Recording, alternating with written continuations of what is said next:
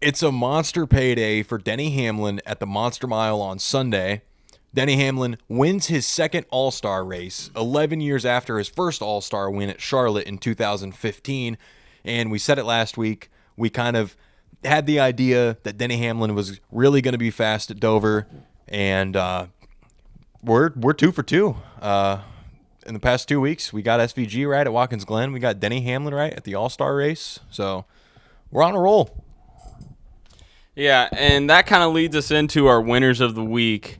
When you're racing for $1 million and nothing else, there's only one winner this week in the Cup Series, and that's $1 million Denny Hamlin. We said last week that Dover was a track that plays right into Hamlin's strengths, and it comes to no surprise that Denny was dominant pretty much the whole day, leading 103 laps in the main event and cruising to a hefty payday that'll hopefully bring a ton of momentum to the 11 team as they look to cut down Tyler Reddick's points lead in the coming weeks. Yeah, and then on the opposite side of that, for the O'Reilly Series, that is, Corey Day is another big winner this week. We mentioned last week that his name was being thrown in the ring as a potential replacement for Alex Bowman next season, if Bowman is out of that ride at Hendrick Motorsports. And, I kind of mentioned that I didn't think Corey Day was ready for the Cup Series yet. I wanted to see a little bit more out of him in the O'Reilly Series, but he's quietly silencing the doubters. Passes 2024 Series champion and current points leader Justin Allgaier with 4 to go. Did it on the outside where you didn't really think that the outside line was going to work. Really gutsy move by Corey Day. Goes up there, wins his second race of the season, moves up to 4th in the O'Reilly Series point standings. So a pretty big day on Sunday for Corey Day. And then going on to our losers for this week, going back to the Cup Series, if your name isn't Denny Hamlin, you're the loser this week. But a few guys had it a lot worse than the rest of the field, most notably Kyle Larson. We've mentioned him every week, and it kind of gets to a point, it feels like we're beating a dead horse. But when does the bleeding stop? He was involved in a wreck on lap 3 of the All-Star race, never recovered. He did end up making the main event. He was locked into the show, but the damage was too much to overcome.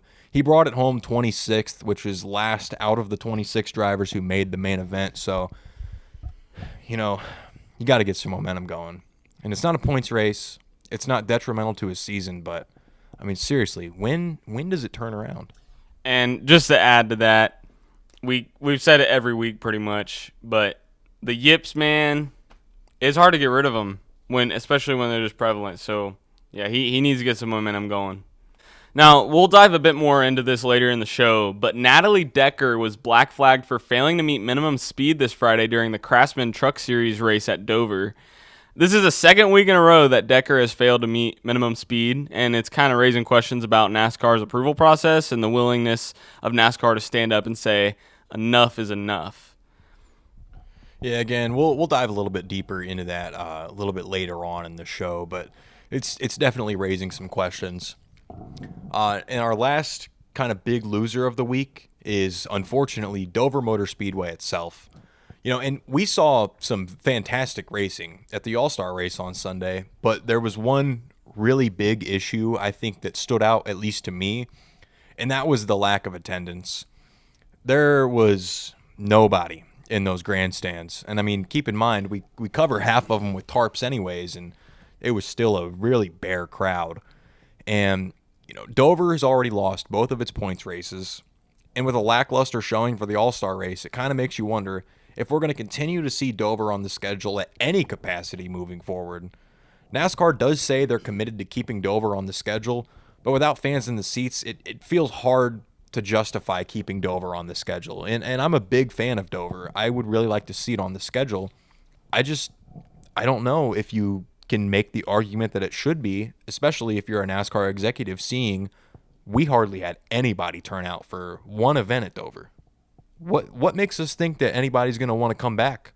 Yeah, and you really can't harp on that too much. It's just, what are the money makers? What's going to make them the money? They're going to go with whatever the money maker is, right? They're going to go places where they have great attendance and great viewership and things like that.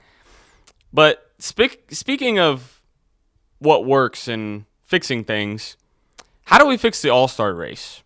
Yeah, the fans thought it, the drivers themselves said it. This week felt like less of an all-star week and more of a full-length exhibition race. Segment 1 went green a little after 1 p.m. The checkered flag for the main event didn't fall until just after 5. How do we restore the prestige of the all-star race and make it more exciting for the fans? A very simple solution to all this is just returning the all-star race to Charlotte and running it under the lights. I think in a big enough event, in $1 million event like this, the prestige of sporting events under the lights is unmatched. I think they need to do it under the lights. The race, at the very least, should finish in darkness. And there have been a lot of ideas that have been floated around by NASCAR in recent years, such as a run what you brung event. Bring the most cheated up hot rod that you want to the races. What are your thoughts? What would you like to see? I say bring back as much engineering and creativity to the sport as you can in some capacity, obviously within reason. Engineering, it's the foundation of the world. And speaking as a aspiring engineer, like the idea of a team getting in there and saying, let's build the sickest car NASCAR's ever seen, or the fastest car, or the most aerodynamic, or the most slippery, I guess you could say. Like, let's build just this machine that breaks our brains. Something for fans to be like, whoa, that is insane. Like, the marvels of engineering. You think of like the Great Wall of China, or oh my gosh, the Great Pyramid. You're like, man, these are marvels of engineering that have stood the test of time. There needs to be something like that to scale within NASCAR where fans can look at this and be like, that is one of the craziest vehicles, machines, whatever I have ever seen. Yeah, I want to see a car come to the All-Star race that is just the most badass, souped up, slammed out, whatever it is, fucking 1,000 horsepower, no bullshit. Let's get some speed in this car. Let's find what we can do to push the limit and push past that limit and just bring the baddest race car that you've ever seen. Something to give it some excitement. Like Smokey Unick said, at least I think it was Smokey Unick. I don't really know. It sounds like something he'd say. If you ain't cheating, you ain't trying. Let's throw the rule book out. You shouldn't have to come to the All-Star race and worry about a damn rule book.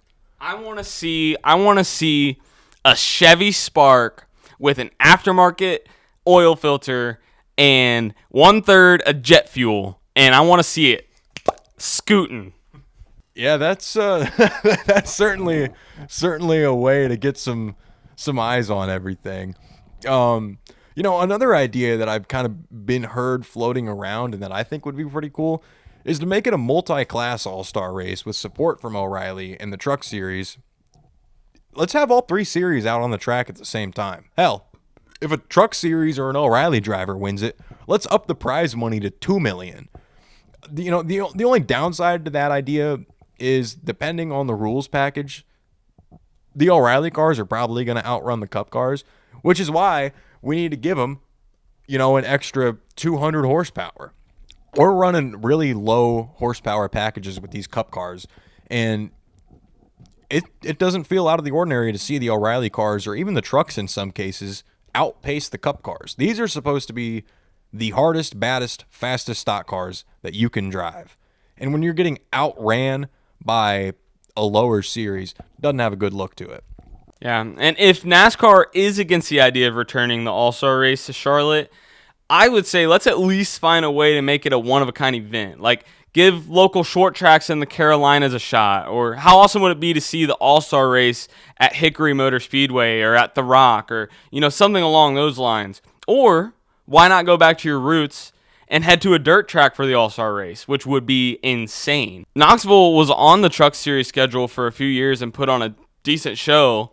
Eldora is one of the premier dirt tracks in the country, and there are plenty of other options, but NASCAR needs to figure out the format issue as well. Yeah, you have got to run the All-Star Open. we saw on Sunday, you're getting too cute with these ideas of looking at cumulative finishes between, the first two segments of the race. And when you have to bring math into racing, that alone should tell you that there's a better way to be doing it. We never should have went away from the Open, but it's time to bring the Open back. All right, the guys that were previous champions or that have won a race this season or, whatever it may be, they're locked in. They're in the main event. Everybody else in the field, top two finishers from the Open get in. None of this segments. Don't bring all 36 cars to the track and have them race for, half the race and then, we'll get rid of 10 of them. Quit getting too cute with it. Let's find something that works. Let's go back to what has already worked for so long in the past, and let's bring the all-star race back to life. Yeah, and I would also say they need to find more ways to get fans involved. The fan vote is a great start, but let's see them vote on an invert. When we reach the halfway point of the race, take like a quick 10-minute red flag and have fans vote through NASCAR app on the amount of cars to invert. It could be, top 10 or just top 5 or I don't know, do the entire field. Give the fans a voice in the matter, help them stay engaged. That way, we're not falling asleep during the race.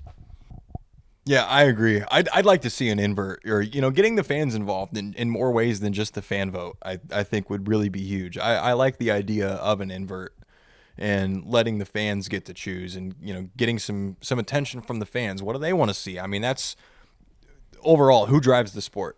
The fans. If there are no fans watching, if there are no fans that are being involved in interacting with the sport, there's not a sport. And I just to kind of add even more to that, like in today's age, right, especially with our generation, Gen Z, our attention span is so bad. And I think a lot of people I think of the baseball problem. The baseball problem was you would take 1 to 2 minutes between every pitch, and the games seemed like they were just lasting forever and taking forever. And to a true baseball fan, they understand, like, okay, the pitcher, he's got to do his routine or whatever. They can appreciate that. But to, an average fan or just a casual viewer, they're like, this is taking forever. I'm changing the channel. It gets boring. It does. And I love baseball, but I didn't watch it for years because I'm like, these games, they are just too long, or maybe not too long, but in the sense, I guess what I'm more so trying to say is there's not anything happening. There's nothing capturing my attention.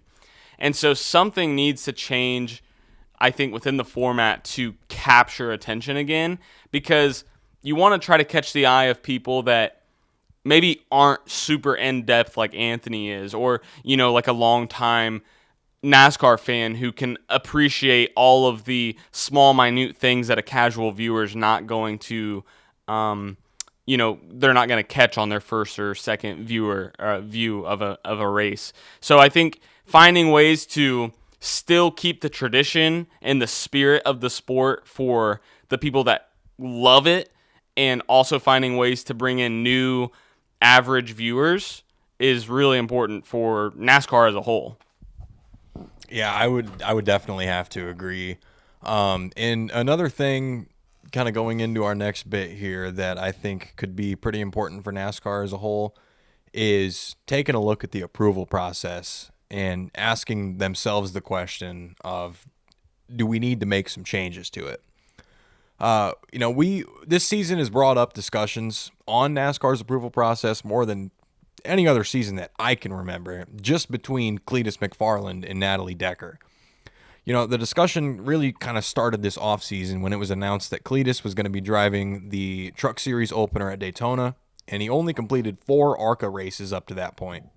Cletus went on to wreck out of that race 6 laps in, finished 37th, and as if that wasn't enough, he was announced to drive the 33 for RCR in select O'Reilly Series events, including Talladega.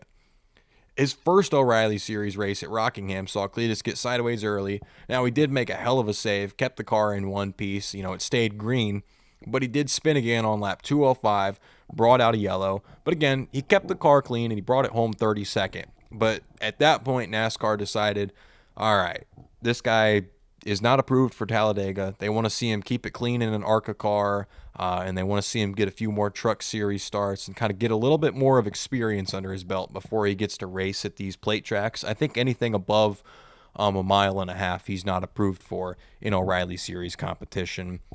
Yeah, the approval process debate quietly cooled down after Cletus wasn't approved for Dega, but has become a big topic after Natalie Decker was black flagged for failing to meet minimum speed each of the last 2 weeks. So Decker had a meltdown on the radio after receiving word that she was being black flagged on Friday, parked it, and finished 34th.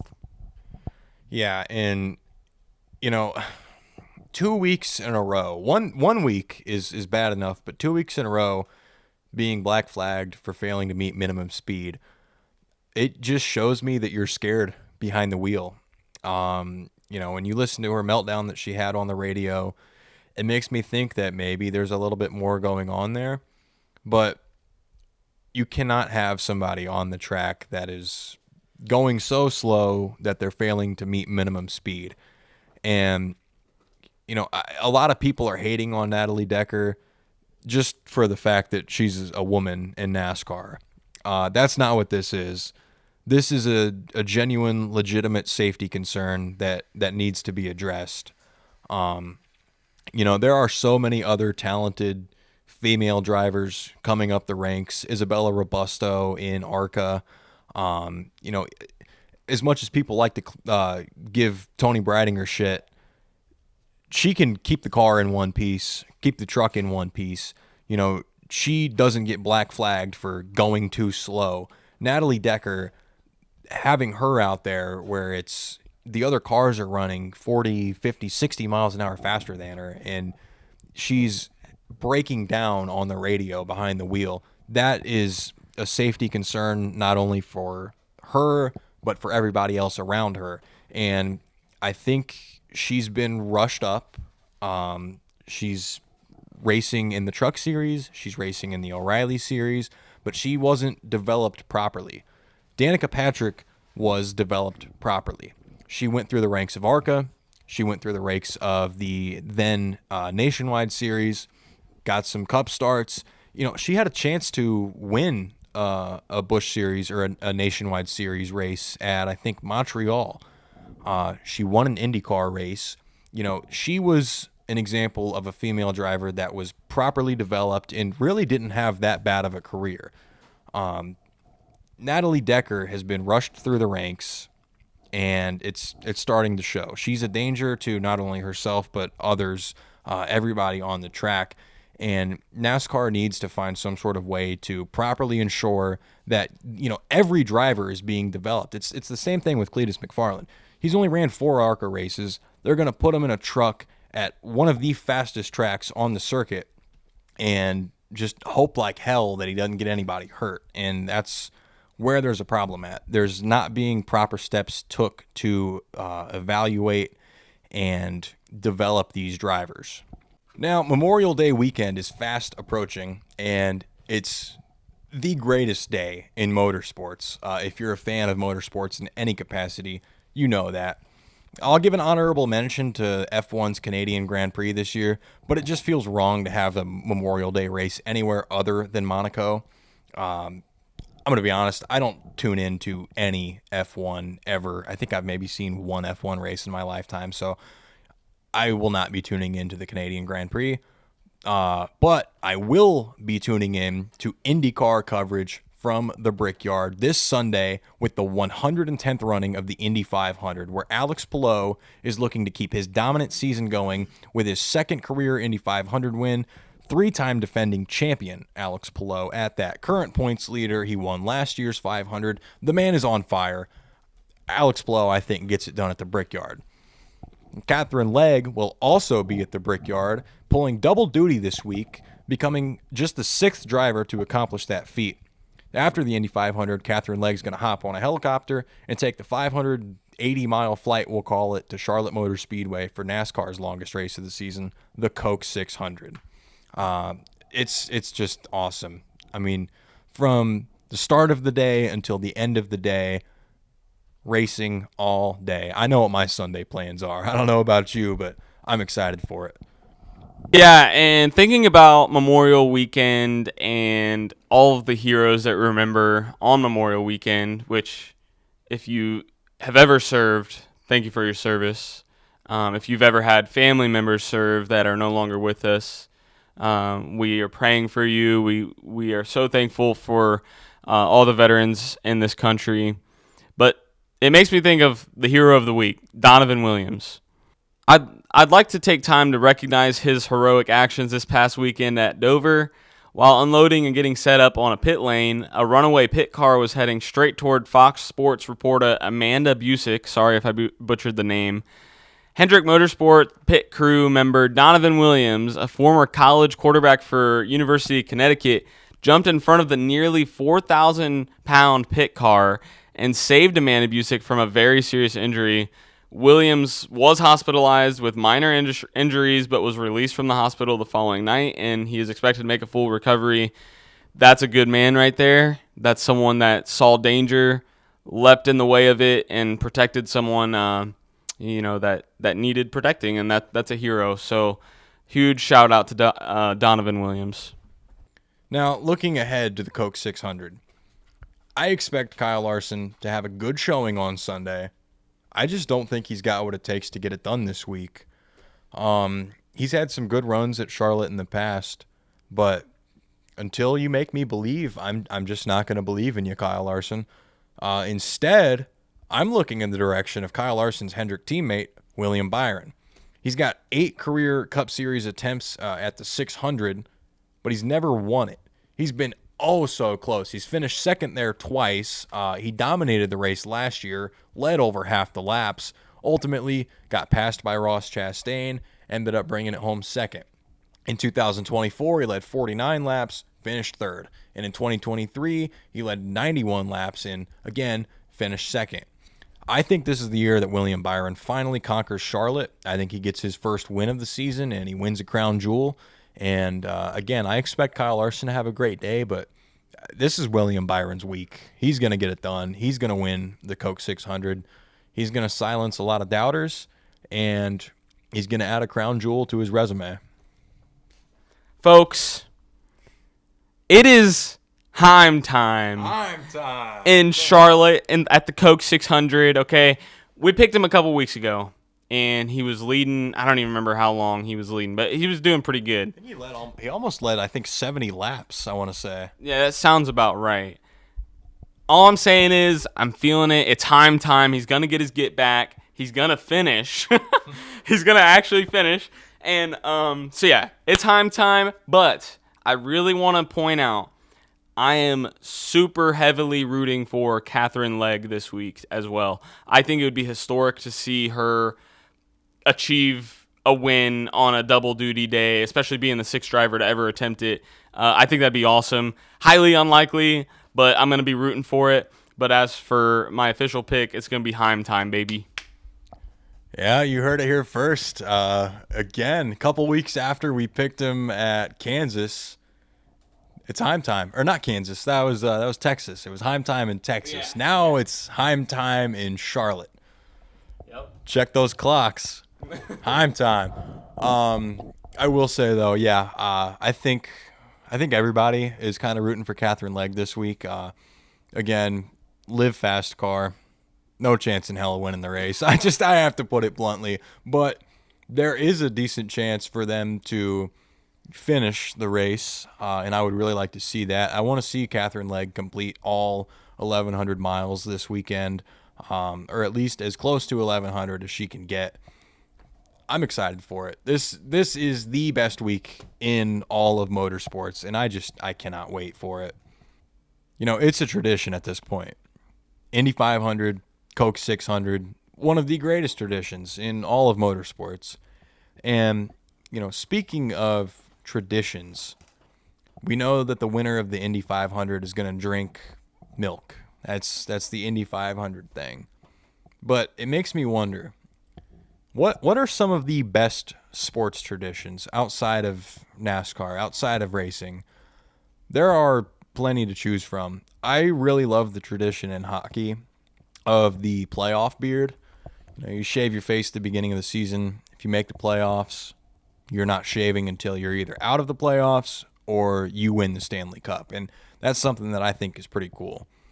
I also really like the Iowa Hawkeyes, the wave to the Children's Hospital behind them.